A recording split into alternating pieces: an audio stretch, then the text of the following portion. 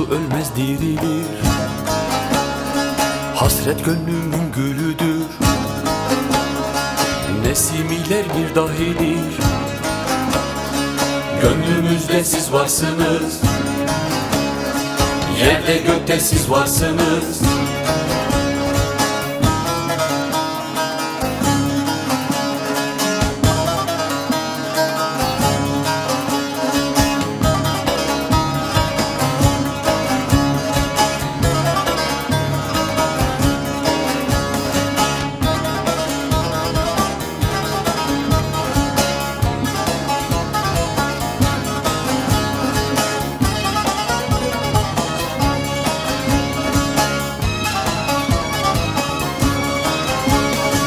Pir Sultan'ın diyarında,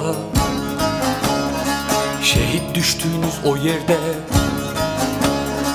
haykırırız hep bir dilde. Yüreklerde siz varsınız, yerde gökte siz varsınız.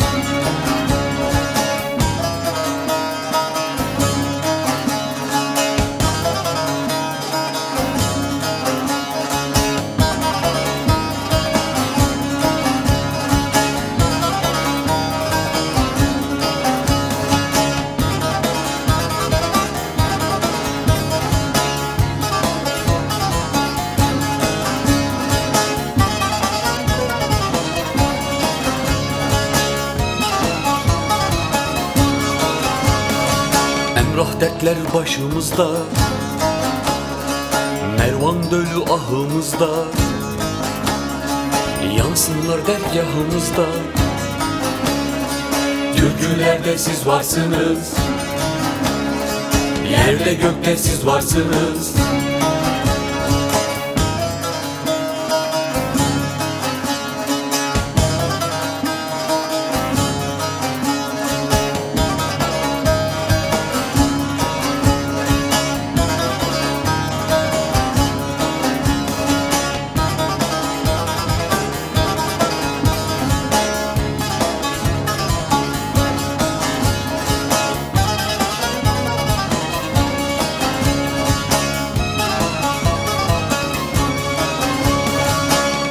Yedi can bizimdir,